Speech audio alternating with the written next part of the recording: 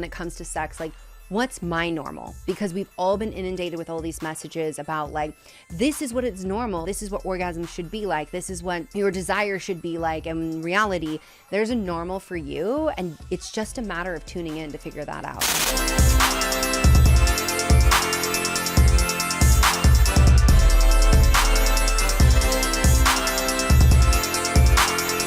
Well, today we're going to be talking about a myriad of topics that are really taboo in our culture, we're gonna go there. But also at the same time, these are critical things for our health, for our functionality, and for our connection as a species, really. And I want to kick things off by talking about the clitoris. Yeah. So you actually shared in your book that the clitoris was actually taken out of a really major anatomy book at one point. Like, we're that disconnected from the clitoris. Let's talk about it. Yeah, I think that's the thing that's most surprising to people is like medicine is what I call the clitoral conspiracy. Like, they're behind it.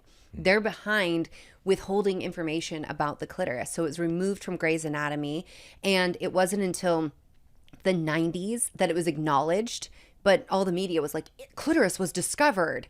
It wasn't actually discovered. It was like, okay, we're finally at a place where we can like acknowledge this. And even then, it's taken decades for people to get the knowledge in their hands. And I mean, even still, I mean, the book has 2 clitoral diagrams. So you will see a clitoris in 2 different chapters. And my publishers were like, okay, so you want both of these? I'm like, yes, because we need to have like, this is the clitoris on its own, and this is the clitoris as it exists in the vulva, so you can have some concept, because it's been information withheld from us for a very long time, and it is behind so much frustration, misunderstandings, and the orgasm gap, which is like I say, it's a big abyss that like not even the world's like greatest daredevil could jump it. So in talking about the clitoris, what is its actual function? Oh, it only exists for pleasure. So a lot of people, maybe they remember it from biology, but maybe you didn't have that good of a biology teacher, so no fault there. The clitoris and the penis are actually the same tissue. So when we start off as embryos, we are only deviating once that XY pair gets washed over with testosterone. So the Y in response to testosterone goes penis, scrotum, testicles, and that penis is derived from the same tissue as the clitoris. Except the penis also has to ejaculate and deliver urine. Multifunctional, that's kind of cool, but can't be too sensitive, right? It also is involved in pleasure, which I think we can all accept. The clitoris, nothing but pleasure. That's it. Yeah, you even share in the book, which, you know, going back to my university education that I paid for, we still don't really get that downloaded or explained in a way that really makes sense when it comes to the evolution of our development when we're in the womb, right? And we all start off with this female template, and then something happens, you know, we get kind of an explosion of certain hormones, and then we make some changes. There's some alterations that get made, but we're basically all starting off with this template, and you put a comparison up with the penis and its associated parts and the clitoris and its associated parts, and they look eerily familiar. Yes, they absolutely do. And, you know, it's so funny how, I mean, when I talk about this online, people get big mad when I say we all start out phenotypically female. It's all female. And even when you have an XY chromosome, it doesn't always respond to those hormones. So just because you have the testosterone rush and all of that, we still may have genitalia that's looking more female. We have more variations than just XX and XY. Like, we teach that way because it's simplistic and it's an easy way to understand it. But I mean, so all of that's complicated. I can understand why people get upset with that, because they're like, no, gender is just binary, like it's very simple. And I'm like, biology is rarely ever simple. But the idea that like men are a deviation from women, that like, you know, speaking of sexes, that I think really challenges people, because if we go back to medicine has historically always taught like the male body is the archetype, like the male body is like the standard of being. And then we have this like inferior version that sometimes bleeds, and it comes with these like baby making accessories called the female body. And that's really how it's been treated. You look at anatomy textbook real estate and how much goes to the penis and to like male genitalia and the pelvis, and then to like female, you know, anatomy, it's like, oh, you get a couple pages. And you're not seeing the clitoris being well represented even now in medical schools, which is kind of frightening given that there's procedures being done that doctors weren't trained to fully understand the clitoris. Yeah. And so just to make some of the comparisons, we see, for example, the testes drop down, whereas in the original template, they would be the ovaries. Yes. Right? And so, again, we don't really think about that. And also the opening, the vaginal opening, that essentially gets sealed up in a sense. And that's that long line that you might notice for the male reproductive parts.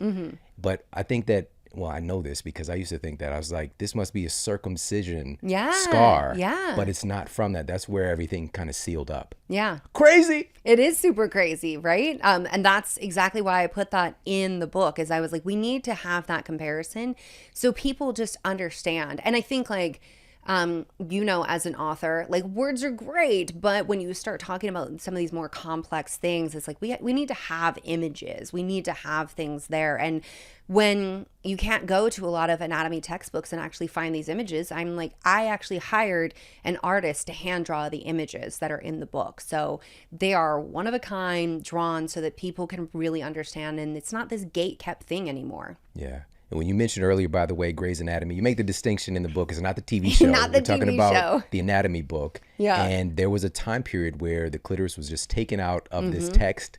And it's so unfortunate because, again, as you mentioned, this is an aspect of pleasure. Yeah. And I think that in our culture, we've been kind of manipulated into removing pleasure from the equation, and also not even considering pleasure for women in a strange way. It's just like, this is the way that we do it, and that's kind of the end of the story. But let's talk a little bit about the pleasure aspect when it comes to the clitoris and just sex in general, because you point out so many of the questions that your patients have had over the years. And I showed you the emoji. I drew an emoji of like an oh my God face in the book, and I had my jaw dropped at so many points throughout the book, just riveted with the information. But they're asking essentially, is this normal? Yeah. Is the way that my clitoris looks normal? The way that my vagina looks, is that normal?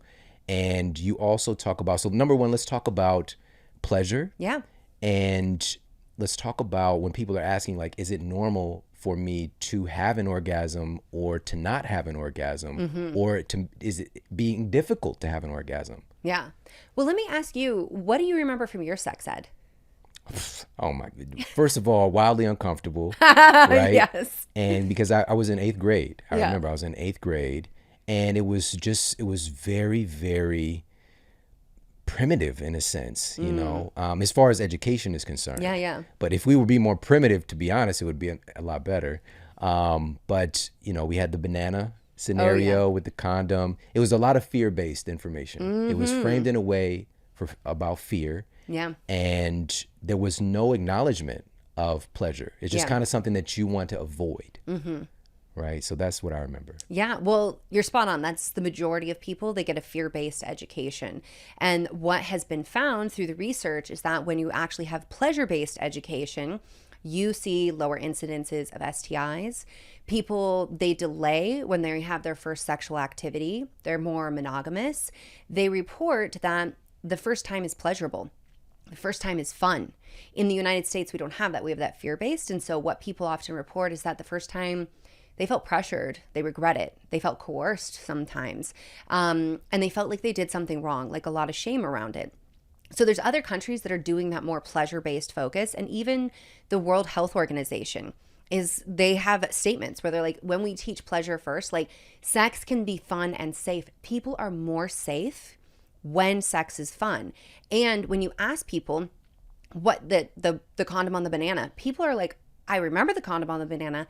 I don't know why. Why do we put a condom on a banana? Why do we wear condoms? Like, because that fear-based approach basically starts shutting you down. You can't take in information. You're just like, oh my God, sex is the scariest thing.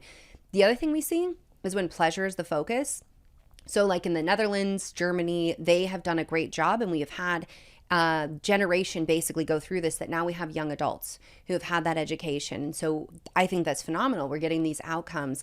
They also have less frequency of unintended pregnancies compared to the United States, which has 18 states offering medically accurate sex education. Very few are giving consent as part of that, and almost no one is talking about pleasure. And especially when it comes to the female body, the conversation is usually like vagina, that is where blood and babies come out and penises go in, and everything is very male centered because male pleasure results in ejaculation. Ejaculation results in babies, and the only reason you should have sex is so that you have a baby. If that's the thinking, then it's going to be male centered, because having an orgasm, there's an upsuck theory I talk about in the book, but having an orgasm for a woman, that's not necessary for baby making. Like, she just has to like retrieve sperm. Like, sperm has to just make its way into the canal. I would actually say like, no, pleasure is very important in the baby making experience. But with all of that, I think what people miss out on is the concept that life should be pleasurable. So you talk to a lot of people in the health space. I talk to a lot of people in the health space. I get really just like salty about the like food is fuel, and like, you know, if you're enjoying it, like it is just like to be fueling your body. And I'm like, disrespectfully, no. Okay. Like, that's not my jam. Like, food should be pleasurable.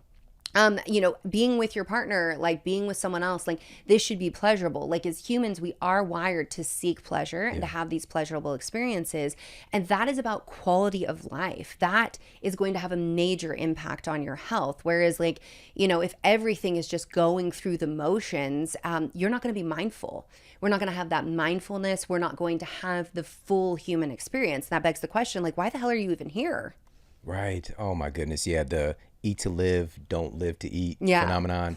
The thing is, just getting back to like a basic perception of this stuff, we're driven to eat things because they taste good. That's like why we have taste buds. Yeah. And it's an important part of our life and our evolution. And the same thing with sex. We just see it as like, this is why we're born, is to procreate, keep the species going. But what drives us to want to do the thing is that it's supposed to be pleasurable. Yeah. You're supposed to like it. Imagine it seems so unfair that it takes the pleasure and the education on pleasure for women out of the equation in so much of what we've been taught as a people.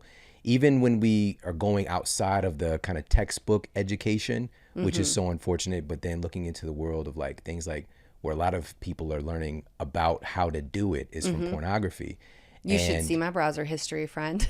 So like, really, in searching for this book, when people ask me questions, I'm like, why are they asking that? Like, you know, because as a doctor, it's like, I know where I got this information. I have this information now, but like, okay, so I'm not a doctor. Where do they get these ideas? And so I set off to Google. I actually had to reconfigure my office because a number of times I would land on a website and it looked legit and it had text starting out. And I was like, this is reading really well. Like, good job, SEO team or whatever.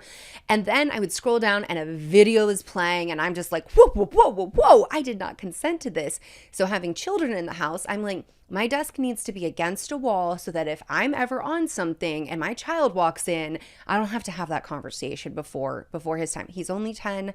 He's not using Google in this way, but it is absolutely like, this is a big reason for the book as well, is that I want parents to have this information, to learn this, and then be the expert in their own house so that their children come to them before they go to a seedy website like I have landed on, because that information seems really legit the way it's positioned. And then you're met with like non-consensual, explicit images. And I say it's non-consensual because I didn't know what I was entering into. And then, you know, they're met with that, like, and they're not ready maybe for that. That's overwhelming to see those images and the things that are going on. And I think, you know, back when we were growing up, there wasn't the internet to go like find this information on. You were like, I was like Dewey Decimal System and it like going through the library being like, what the hell is going on with my period here? And there were like no books. I'm like looking at medical books and being like, well, like, this does not explain why I'm in so much pain. So, you know, I think at every generation, we've all like wondered, like, is this normal? And have tried to like covertly seek out that information because we feel so ashamed. And I'm really hoping this book is going to help people get their questions answered, but also prepare them to be the expert in their own house. Like we see in these other countries that are having better outcomes. Like, these children have open communication with their parents. Like, these parents are teaching their toddlers consent, and people are like, they don't need to learn consent. Like, consent's a sex thing. No, teaching someone it's okay to say, I don't want a hug, or have to ask before you like take a hug, that is okay. Like that is a good thing to be doing, arguably. But in these countries, like these, they're like teens. So I mean, to me as a mom, they're like kids, but like they're young adults. They're having open conversations with their parents, which is what is helping lower their risk and making sure that they're staying safe. So it's this open communication, this pleasure first, and moving out of that fear-based state that's having the best outcomes of what we really want as parents. It's so silly the way that we act and try to hide things and taboo and I can't help but think about other species. Yeah. Like they're not like, okay. They have an anus out in the open. Like what is going on there? But just thinking about this, and again, we have a way to kind of like make it anthropomorphic things where we're putting like clothes on animals and things like that. And just like, when is it appropriate to have such and such conversation? Yeah. For the most part, what happens is we don't have the conversation, right? And then there's this quote from my mother-in-law that she shared with my wife, which is, if your mother doesn't teach you, the world will. Right? Yes, or if your parent doesn't teach you, the world will. And is it framed in a way that's healthful if the world does? Because our world is today more than ever, it is bat crazy. And manipulative. Like there's somebody out there trying to manipulate you for the means to their end. And that's like, I mean, like I said, I ended up on these seedy websites, but then there's also things like women being shamed and the jokes that go around. Like whenever men are like, oh, her vagina smells. And I'm like, tell me you know nothing about the female body without telling me. Like really the joke's on you, sir. But this shame kind of based thing, you see women going and Googling that, and what they're finding is, I mean, the marketing for all of the douche and feminine hygiene products, they know what you're searching for. And so they're going to land there, and they're going to be the ones to educate you first to say, you should smell like a clementine or vanilla. And I'm like, what are we making, cocktails or a pie? Like, what is happening here? And so it's even things like that, which people can be like, oh, well, that's benign, until we start talking about the increased incidences of infections and all of the issues that can come. Like you're messing with the vaginal microbiome, something we just started studying. And we know, okay, so back when I was getting my nutrition degree, the microbiome was just a bunch of freeloaders that made a little bit of B12 and vitamin K. Like, don't worry about them. There's just a bunch of bacteria and stuff.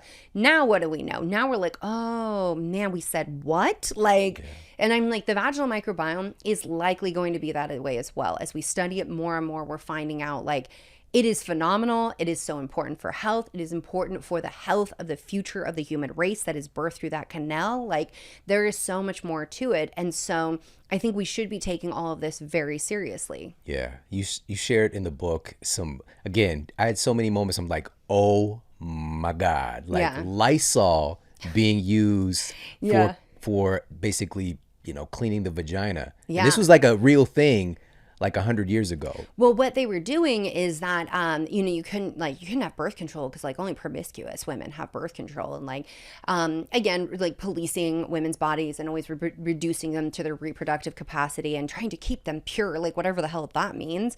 And so feminine hygiene was a code word for basically like, don't get knocked up, like use Lysol. That's going to kill like the sperm.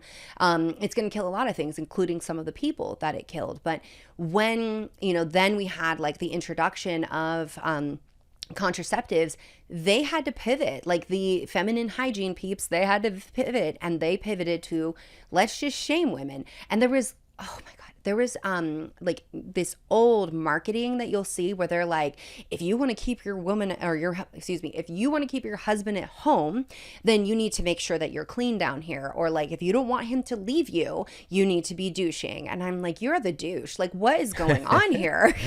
Right. Oh my gosh. Summer breeze. You should smell like a summer breeze. Yeah. So we're going to come back. Smell like? We're going to come back and talk about that. But first, I want to conclude, which is, we can't really conclude this conversation. It's endless. It's the never-ending story. But to get more clitorate, as you call it, just to circle the conversation back to this important aspect of human anatomy that has to deal with pleasure. Yeah. And so with that being said, you also go through the spectrum in the book of people's concerns about their ability to experience pleasure. Yeah. And you talk about the kind of biochemical aspect and also the psychological mental aspect and how that all is married together. but we tend to not think about these things. Yeah. It's just like, are you doing it or not? Do you feel like it's a chore? Do you enjoy it? We have these kind of life experiences of the thing, but we're not thinking about what's happening behind the scenes. Yeah. So I want to talk about number one, the how. I want to talk a little bit about the how to give pleasure through being more clitorate. But also I want to talk about the resistance or the barriers to pleasure that are often occurring for women today. So I have to say, Being More Clitorate, Ian Kern is a great book for all men to read. She Comes First, and he came up with that term.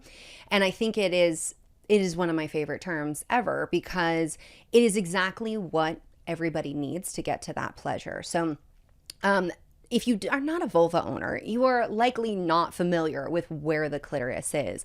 And the best way to approach pleasuring your partner is to ask them what they like. And so in the book, I do show like, here's where the clitoris is and how to find it. And then I go over, that is the key way to orgasm. So once upon a time, Freud ruined everything. And he was like, the vaginal orgasm is what every woman should aspire to, because the clitoral orgasm is very infantile. What he was really saying is, I'd like to put my penis in there and you should enjoy it no matter what, if you are like the star woman, right? Like if you have achieved these things. So again, very male centered, where in reality, majority of women are not going to have an orgasm via penile penetration. So the way most people think of sex, they're like penis and vagina. There's a whole chapter of sex of all kinds, and you can find that there is many ways to approach this that bring pleasure for people.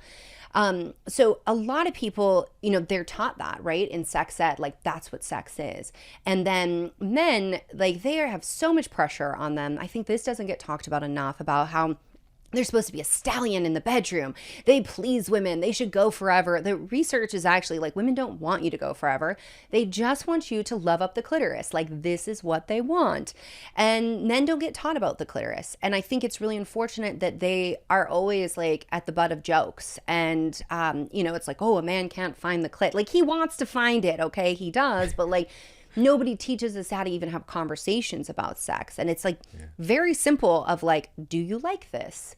Would you like more of this? How's this pressure? Like those kinds of things. But a lot of people are like, I can't even say that in the bedroom. So finding the clitoris is first.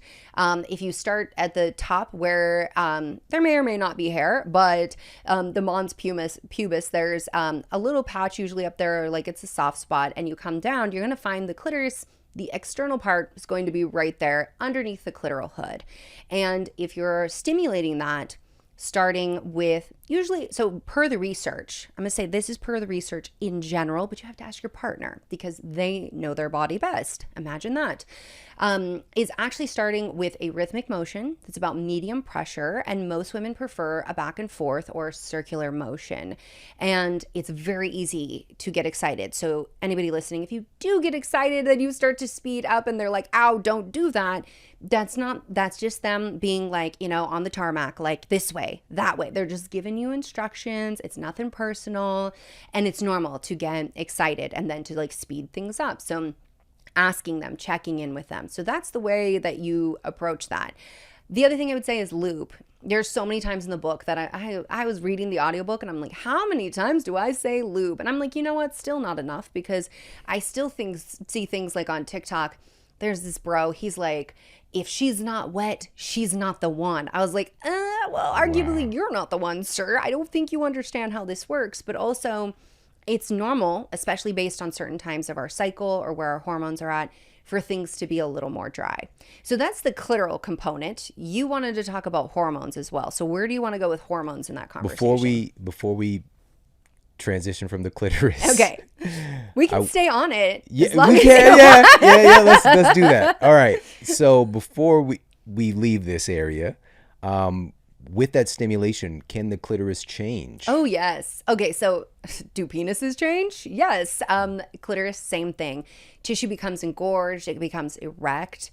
And it's important to understand that sometimes there's a disconnect between brain and genitals. And so this is known as arousal non-concordance. The research is like, wait a minute, brain is lighting up, like, I love this. I'm like, this is pleasure. And the genitals are like not on board just yet. Like, what's happening? sometimes there's a disconnect in that memo. So things won't get as wet. Maybe the clitoris is not getting as engorged yet. Maybe tenting hasn't occurred yet. That's when the vagina makes way. It's like, we might have penetration. So let's just like make the space a little bit larger just in case so that it's comfortable and pleasurable. So that sometimes you're like really into it, but the genitals just haven't gotten there yet. And then other times, I've had people, so once people figured out, I told them, Ask Dr. Brighten is anonymous on Instagram. I started getting all kinds of messages. And one of them is that I just found so interesting is like, I'm scrolling through social media and I will find that I'm really turned on. And sometimes like I'm heterosexual, but I'm really turned on by this woman. Am I like gay and I didn't know it, or like what's happening? And really what's going on is the brain is serving sex, and the brain's like, hey, that's sex. And the genitals are like, woohoo, sex, let's get ready. And then you're like, no, I'm not into this. You're not into this. And so the end all be all of this story is that the genitals are not in charge. The brain is in charge. So consent is either yes or no. And if the genitals are saying yes, but the brain says no, it's still no. Wow. And also, contrary to popular belief, the brain is really the biggest sexual organ, and I shared some research, and we'll put it up on the screen for everybody. But this research team, the lead investigator, he spent like a couple of decades studying female orgasm. Yeah. And it lights up like 30 areas of the brain, indicating more blood flow, circulation, infusion of nutrients, all those good things. Exactly why you can live longer with more orgasms. And it so outperforms anything else that we're doing for brain health. Yep. Like, doing some Sudoku or, crossword puzzles for brain health. It lights up a couple of areas. It's something so remarkable. Yeah. As far as the human brain, we're talking about orgasm. Yeah. And the fact that it is an act of mindfulness, like you have to be so present to be able to achieve orgasm. This is where it can be so difficult, where women are like, I'm in the mood, I'm aroused, and then I'm not. Like really common to have that happen.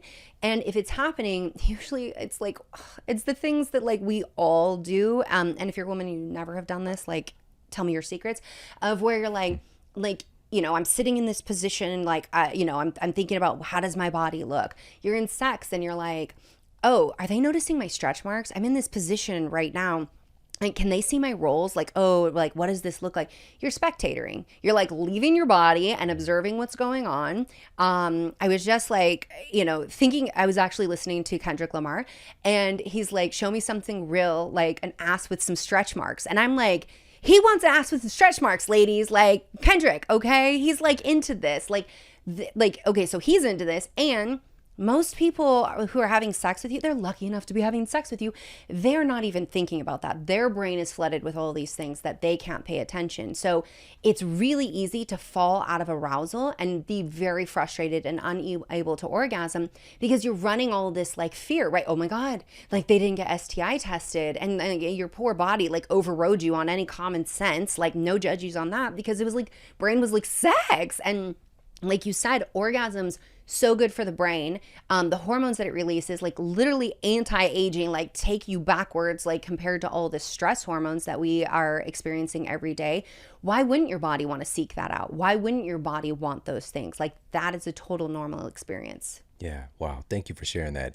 So in the book, you also talk about some of the mental barriers and also biochemical barriers. Yeah. Because again, hearing all this is just like, I want that. And also even in our timeline, in our story, maybe you were with somebody and at the beginning of your relationship, you guys just couldn't keep your hands off each other. Then always that way, right? Kids happen, life happens, all the thing. And now it's become like something other than. Yeah. And, I saw this one particular line that you shared. You were quoting one of your patients.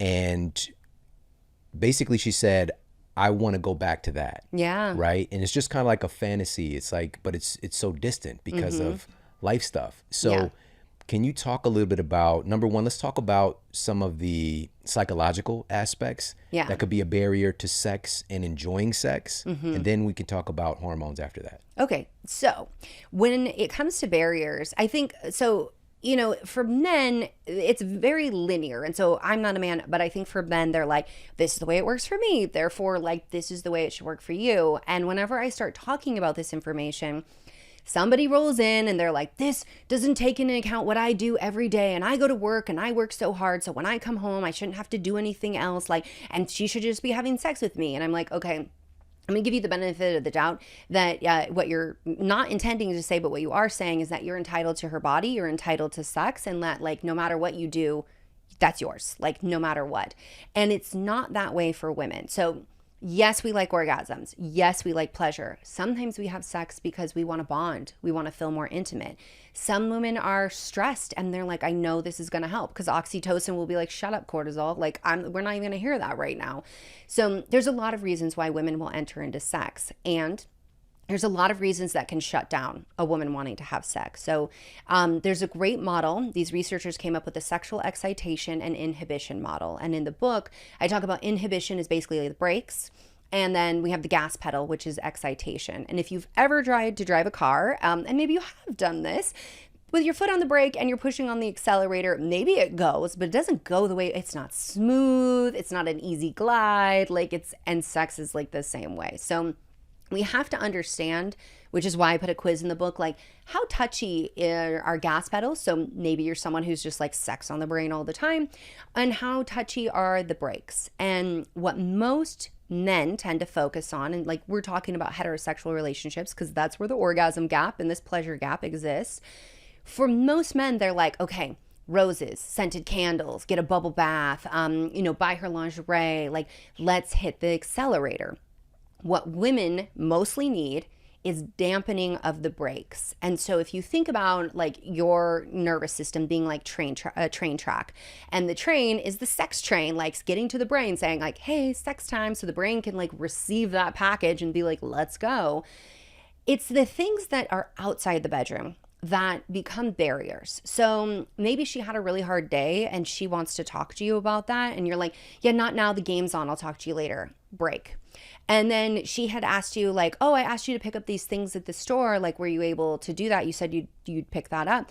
Oh yeah, I couldn't find this thing. So I got this one thing, but like you can pick it up on your way home tomorrow. Another break. She had an incredibly stressful day at work. Like everything was like, falling apart. Like, so that break already existed. That had nothing to do with you, but that already existed. And then, she goes into the bedroom and it's the end of the day and she's super tired. And she's like, oh my God, I just slipped on a pair of his underwear because he couldn't make it into the laundry basket again. Break. Now this feels like sometimes to a man hearing this, like you're just harping on me about all of that. But like literally these are things that are putting breaks in her nervous system. So the game's over. And for you, you're just like, ooh, like she's bending over in the freezer, like getting some ice. Like I'm into this, like let me rub up on her. Cause that's all it took for you. You try to send that sexy signal and that train cannot get through all of those barriers. So then it's that feeling of like, she's not into me, like I'm being rejected, when in reality, she can't process that. She can't pick it up. Like her brain has to clear those blockades before she's able to actually get that signal. And so those are just some of the relationship breaks. I mean, we can also have breaks like, I don't want to get pregnant, but like I don't have my birth control prescription, or we don't have any condoms. And like that's going to be a hard break for a lot of people, where they're like, well, a lot of women, especially in the current state of the United States, are going to be like, break, can't do it. Like I'm too afraid right now. Yeah.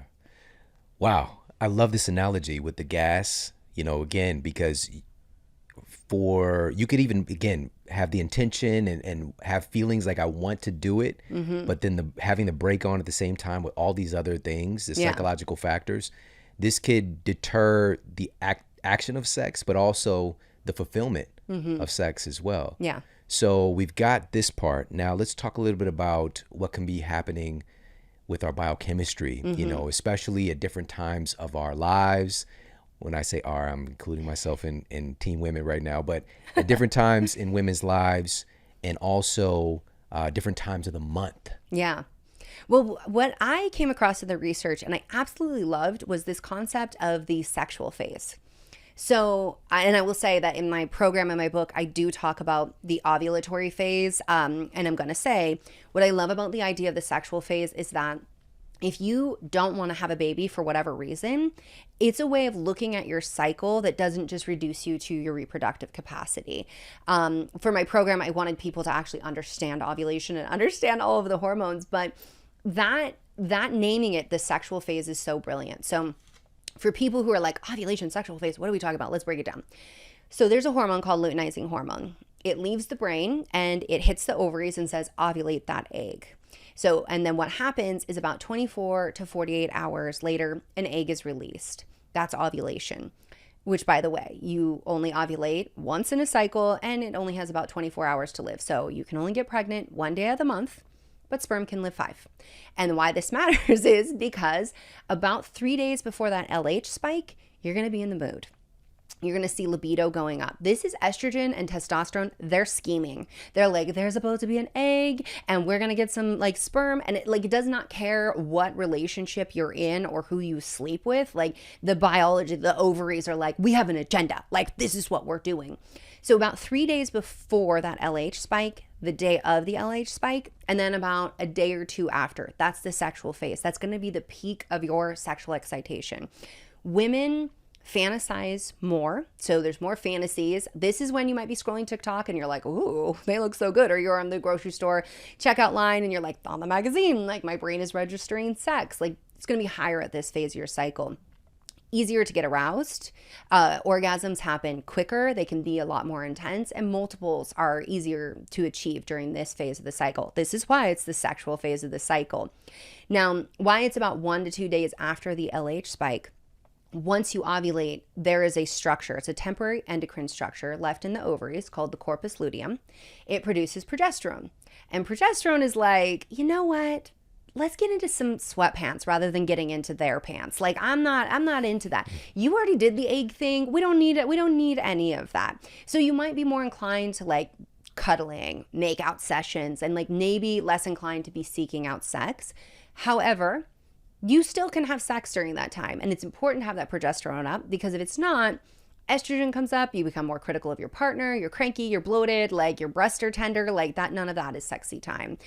And this is also going to be one of the driest times of your cycle. So as you leave ovulation, you're entering the luteal phase. And then as progesterone is rising about 5 to 7 days afterwards, now down there is feeling a lot more dry. It's harder to, maybe it takes you longer to orgasm. It's taking you longer to get aroused. You're not self-lubricating. That's all normal because that's how the hormones are operating and that's how they're designed.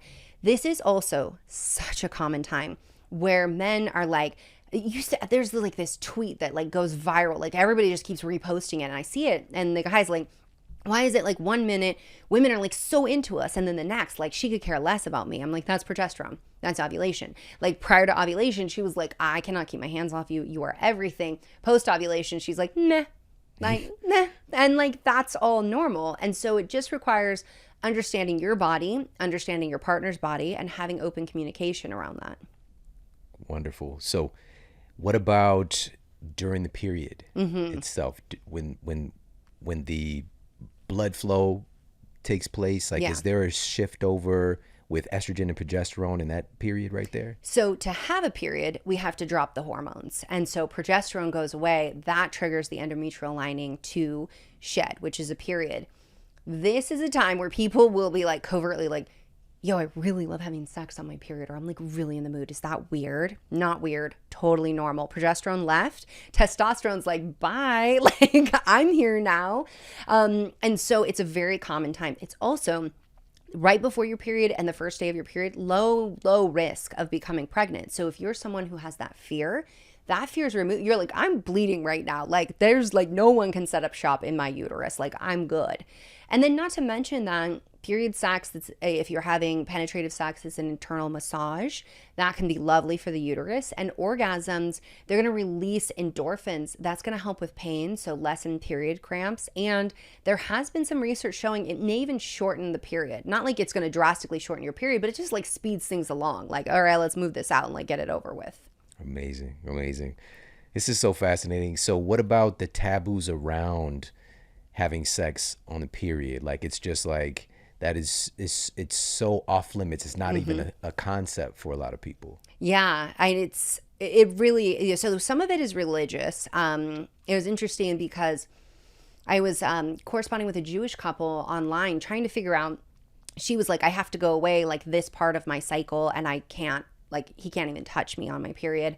And I was just trying to figure out like, well, what if you like ovulate on like day 10 and like, you know, just like, and they're like, what? We've never even thought about that. And I'm like, well, then you think you're infertile, but you're just missing ovulation because you have to wait for this period of time. And like, I'm not going to tell you what to do. Like, and so there is like this religious component where it is very taboo. And so I definitely respect that, but there is nothing really taboo about it from a scientific perspective. People are like, oh, you're going to get like an STI.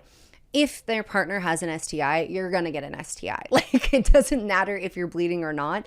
Some research is like, oh, there could be a higher risk, but it's like, if there's a risk, there's a risk. Like, why are we like debating, oh, do you like wait until she's done bleeding and still have unprotected sex? Like, no.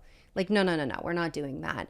But it is a very taboo thing. And I think a lot of that comes back to the root of shame, right? Periods are icky. Women should be feeling shameful about it. Like, I mean, it took until my 30s to stop smuggling tampons up my sleeve, like going to the bathroom. I like had a moment sitting in a restaurant. I was like in Proud Mary in Portland, Oregon. I remember sitting there and being at a table with my father-in-law and like family, and I go to put the tampon up my sleeve, and I was like, what the hell are you doing? And I'm like, I'm in my early 30s, and I'm just like, this is dumb. Like, why are you doing this? Like, you bleed, you have a child. Like, he knows this. Everybody knows this at the table. And it was like the first time I like walked to the bathroom with a tampon out, and I was just like, whoa, like people know what I'm going to do right now. It was definitely like this psychological moment, but I was like, when does this end? When do I stop being a tampon smuggler? Like, when does this end? Because the mental burden on me to keep other people comfortable because I was on my period so that they like don't know it and don't feel.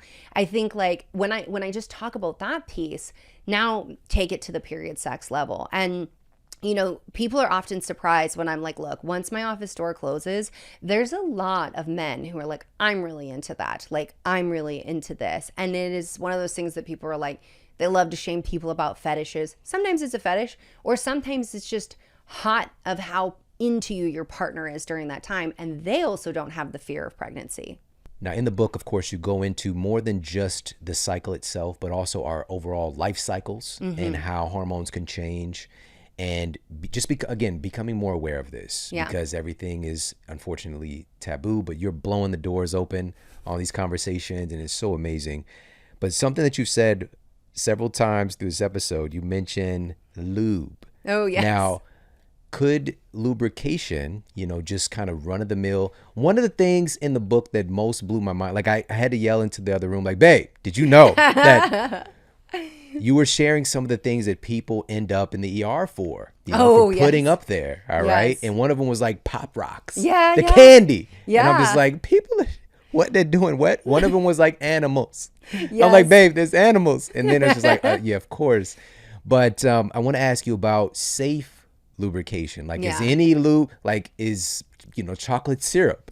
You know what I mean? Like, because again, like we think about these things, you're literally going through and sharing like, okay, these are green light things. There's that are suitable for the vagina. These things are red light. And you know, when I saw the chocolate syrup and the whipped cream, all these things, I'm just like, that sounds like an R&B music video right there. Like, I thought that, you know, that was sexy, right? But this can cause some serious damage to the microbiome of the vagina. So let's talk about safe lubrication. Totally. So, I mean, food always seems like a good idea until you've got like a yeast infection and you're like, what was I doing? Or BV's taken over and you're like, oh, my life right now. So, and it is something that like people, they see this in the media, right? Like R&B videos, like all of this stuff. I'm just like, tell me that men were on the set, right?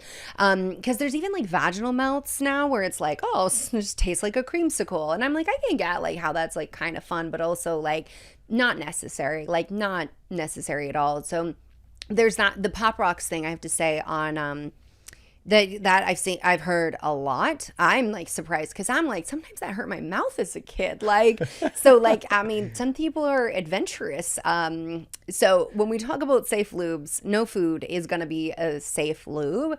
Sans like coconut oil. That's going to be one of those things that it's also controversial because people are like, but it's antimicrobial. So it's going to disrupt like, you know, it could kill off the yeast and potentially, but the lubes that are being made with coconut oil, I've never had a patient have an issue with it. And in fact, I've had patients who switch away from the glycerin containing lubes to the coconut base, and their yeast problems go away. So people understand if a vagina develops bacterial vaginosis, which is the bacteria that causes the fish-like odor after sex, or develops a yeast infection after sex, that's because a penis went in and disrupted her microbiome in there. So the vagina should be acidic. Semen is alkaline. It has to be. It's the only way to make them survive. And so it's a disruption of the pH. So people often are shaming women of like, oh, this and this about your vagina, but in reality it's like, yeah, but he did that. Like, and if you had a good time, could you just stop shaming like about it? So that's like the piece we would get concerned about with lubes, is like disruption of the microbiome. Having things like spermicide in your lubes may disrupt the vaginal microbiome. There tends to be a threshold that if you're doing a lot, which could be reapplying, that could be disruptive and be problematic. The run-of-the-mill small amount of spermicide, not as problematic, but we still just want to be mindful of that. So that's when people are like, let me put some spermicide and combine it with the lube in there. There are endocrine disruptors in lubes. We have to be mindful of those things. So you want to be looking for paraben free. I get people who are like, well, it's not that much of a dose. I'm like, we deliver hormones into the vagina. If you're postmenopausal, we put it in there because it's a mucous membrane. The vagina shares the same tissue as your inner cheek. So anybody who's listening who's like, what does a vagina feel like? Just reach in your mouth. That's what it feels like inside. Same tissue. That is a highly absorbent tissue, right? We can put medications under the tongue. We can put medications in the vagina. They can be absorbed. Endocrine disruptors are going to get in. And for people who are not familiar, I often get people asking like, well, I mean, they're not that problematic for hormones. I'm like, I didn't name them. Someone named them endocrine disruptors. It was not me, because they do disrupt your hormones. So we want to watch out for those things. And if you are using lube, the other thing is just making sure that you're using like the right kind for the job. So a lot of them that you'll see are water-based. You have to reapply those, and it's not great for anal sex. You can have a lot of friction, tearing. The anus is not self-lubricating. And it's not great for shower sex or any kind of water sex. Please, nobody have sex in hot tubs. Those things are just nasty. Like hot tubs, no good, right? Would you see that in movies? Ooh, they had hot tub sex. And I'm like, with like everyone, cells in there, like, no, hot tubs are gross. They're just gross as it is.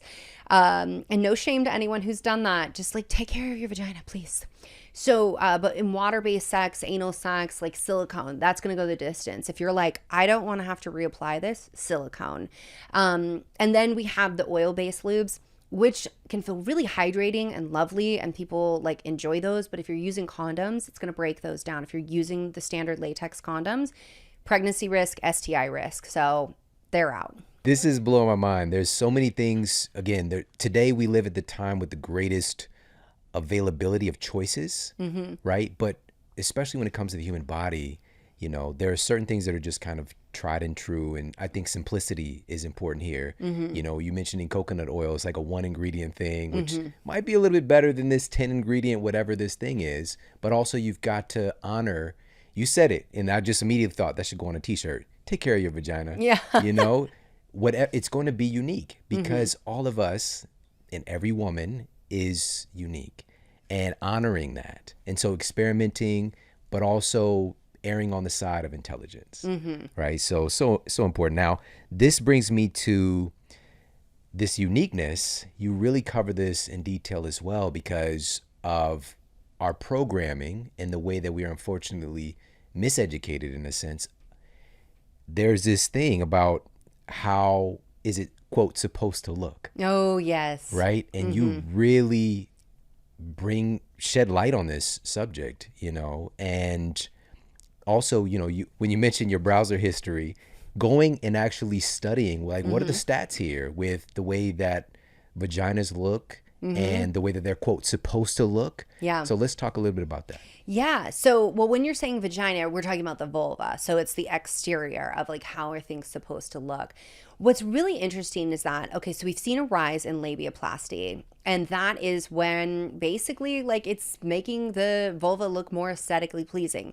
To who? I don't know. I think it's maybe to yourself, but like this is something that you'll often see marketed as like, oh, men like it, and if it looks more like this, or like you have an ugly labia.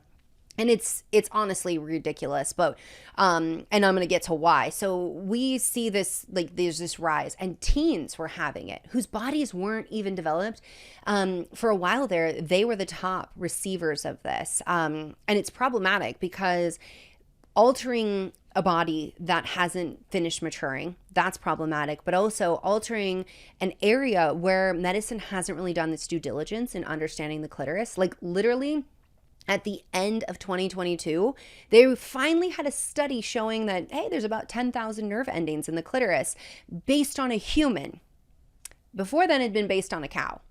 Everything was being based on a cow. This was the first time we had that information. We have surgeons out there cut it, and somebody's going to comment and be like, I'm a surgeon, it's perfectly safe, it makes sex better. Like, ACOG is like, no, it doesn't. Like, there's a lot of like authority that says no.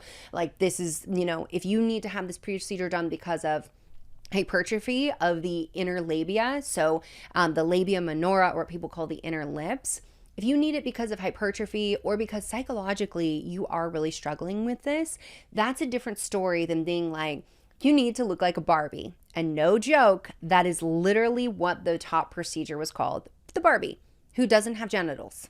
Barbie has no genitals, but that's what women were aspiring to look like because that's the marketing. That's the marketing that was happening. Now, as all of this arose, I got really curious because doctors are always like, it's porn. Porn's the problem. Porn is why.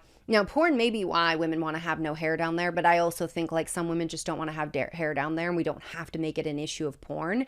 But for labiaplasty, I got curious. So I was like, let's go look. Let's go look.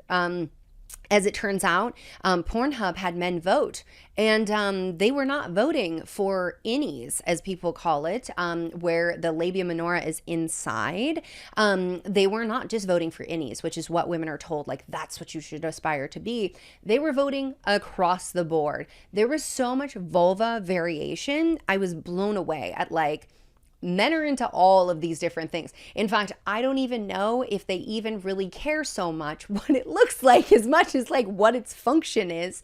So I was like, well, like, what's really the problem? After looking at, this, like, how people voted and those outcomes, I go and I open up my Netter's anatomy textbook. It's a white body. It's uniform in color. It's symmetrical, and it's an innie. Like, it is all of the things that women are aspiring to be. So then I was like, well, let me get on some of these medical websites. Same. Who's the problem here?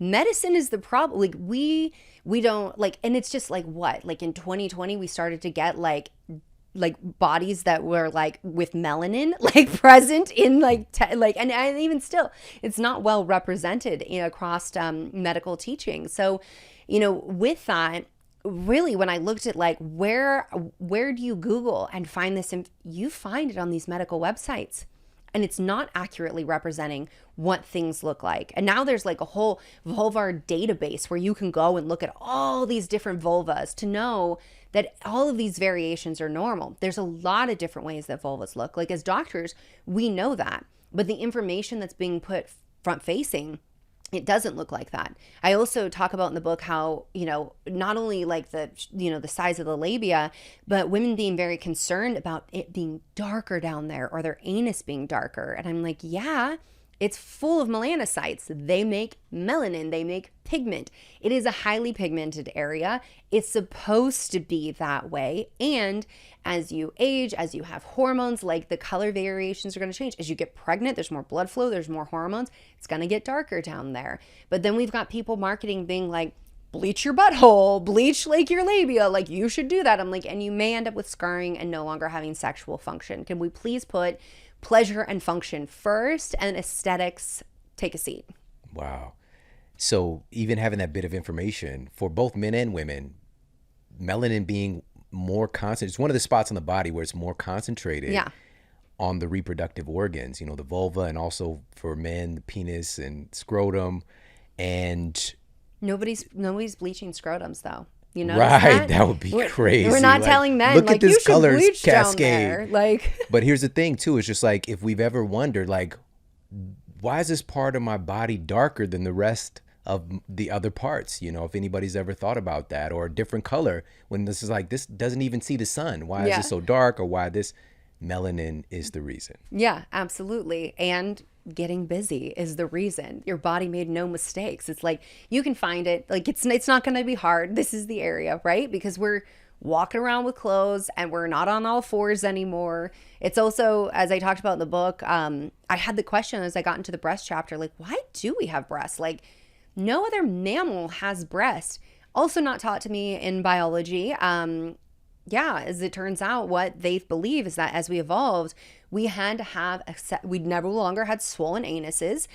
Now we were bipedal and we needed to have something that said, hey, I can actually, reproduce. Like I'm of reproductive age. And so that's why we're the only mammal that retains our breasts. Personally, I'll take that over a swollen anus. Like I'm call that winning. Good job, evolution. Well, there's so many incredible insights. I think this is, again, it should be a manual at this point, and you had the audacity and passion to put this together, and I think it's just super special. And I want everybody right now to go and pre-order this book. We want to make sure this is a huge bestseller and get this into people's hands, and we can start to have these conversations, because we can't teach what we don't know ourselves as well. And so really becoming enlightened and empowered about our bodies and our partners' bodies, and just if something in our lives, if it matters to us, we need to make it a study, And again, unfortunately, we're taught about so much in our reality that we don't really use. We live in these bodies 24/7. And so to get educated about them is super important.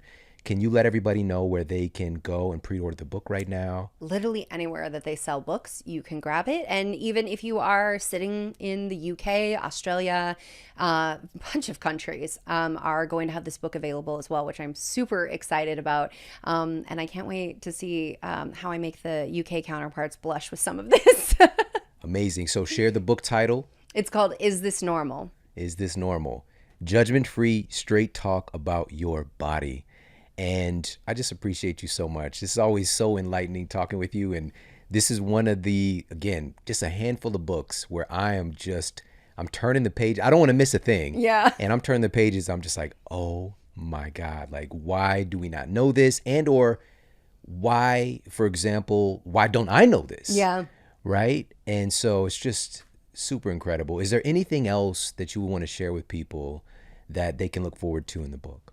Oh, well, we didn't even get into the 28-day program, which is mapping your hormones and your sexual life. Like there are all of these really cool exercises that come from my training in sex counseling for you to employ throughout your menstrual cycle based on where your hormones are at, to get to know your body even better and really determine your hormone, what's your normal, how to get those balanced. And then when it comes to sex, like, what's my normal? Because we've all been inundated with all these messages about like, this is what it's normal. This is what this is what orgasm should be like. This is what your desire should be like. And in reality, there's a normal for you. And it's just a matter of tuning in to figure that out. And that's exactly what I'm going to help people do. Hey, if you like this video, make sure to check out this video right here to up-level your health today. Men and menopausal women probably have the easiest transition to fasting because their hormones, there's not as much fluctuation. If you're already lean and you're still at peak fertility years, so 35 and under, you have to be careful about when you're fasting.